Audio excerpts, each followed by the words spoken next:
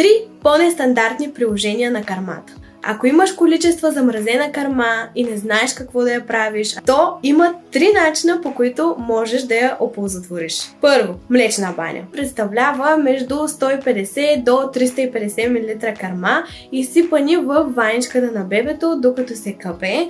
Всъщност това има супер благоприятен ефект върху кожата. Може да помогне при вече появили се кожни раздразнения. 2. Сапун с кърма. Това се приготвя изключително лесно. 3. Лосьон за тяло с кърма. Ние буквално започнахме да го прилагаме за абсолютно всичко вкъщи. Мажа си лицето с него, тялото на бебето, по-голямото ми дете има екземи, които мажа с него. Изобщо дори съпругът ми се маже с него. Това е най-полезното, с което може да намажете вашето бебе. Последвайте ме, ако искате да ви споделя точните рецепти и как ги приготвям.